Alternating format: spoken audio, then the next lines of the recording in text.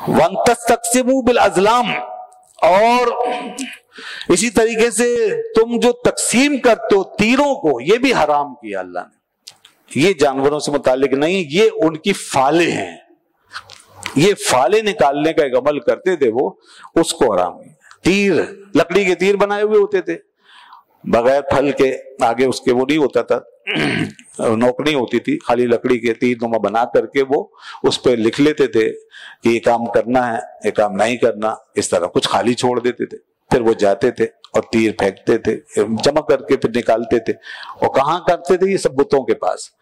और फिर ये समझते थे कि बुत हमारे मशवरा दे रहे हैं, तो फिर जैसे करने वाला निकल आया तो काम कर लिया, नहीं करने वाला ममानत का निकल आया तो छोड़ दिया वगैरह, और अगर खाली निकल आया तो फिर दोबारा डाला। इस तरीके से वो फाल निकालते थे बुतों के पास, या काहिनों के पास जाके, अपने काहिनों के पास जाके फाले निकालते थे। ये सब कुफर शिर्क की रस्में उनके यहाँ थी, ये गलत है। हमारे यहाँ भी ये फाले और ये इस तरह की चीजें, बदशगुनियां लेना और लोगों से गैब की बातें पूछना, और ऐसे लोगों तोते वालों के पास बैठ करके फाल निकलवाना, तोता फाल जिसको कहते हैं ये, और ये हाथों के जरिए से इल्म हासिल करना लकीरों से, और नजूमियों का ये सितारों वगैरह के हवाले से बताना, ये सब फजूलियात है, ये सब खुराफात हैं। इन चीजों में पढ़ने से हमें मना किया गया है। ये जो कुछ ये बयान किया जाता है इसमें कोई जरूरी नहीं है सदाकत हो, ये तुक्के होते हैं असल में, कभी सही लग जाते हैं तो आदमी समझता है भाई बिल्कुल सही बताया, या इसको कोई इल्म था। इल्म किसी को नहीं होता, कोई यकीनी इल्म नहीं होता, बल्कि अगर आपने खुदा न खास्ता ये गुमान किया कि ये कतई तौर पे जानता है और बता सकता है तो ये कुफ्र हो जाएगा। अगर कोई इतना यकीन कर ले कि उसको कतई समझ ले उसकी बात को, तो ये कुफ्र है। जैसा कि हदीस में इस किस्म के अल्फाज आए, रसूलुल्लाह सल्लल्लाहु अलैहि वसल्लम फरमाया, मन अता साहिरन औ अर्राफन फकत कफरा बिमा उन्जिला अला मोहम्मद सल्लल्लाहु अलैहि वसल्लम, जो किसी जादूगर या किसी फाल बताने वाले के पास आया तो उसने उस चीज के साथ कुफर किया जो मोहम्मद सल्लल्लाहु अलैहि वसल्लम पे नाजिल किया गया।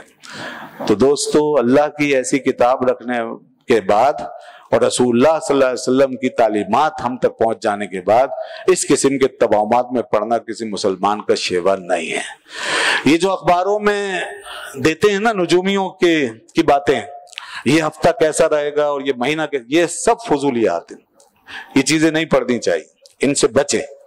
फिर खुदा न खास्ता इस पे हम यकीन ना कर लें, ये सब फजूल बातें हैं, इससे बचे। और ये जो हाथ दिखा दिखा के हम पूछते हैं मुस्तकबिल का हाल, ये सब बेकार फजूल है। इस तरह की पेशिन गोइयां जिससे कि गैब दानी के दावे निकल कर आए और गैब दानी का तस्वुर पैदा हो, ये गलत है।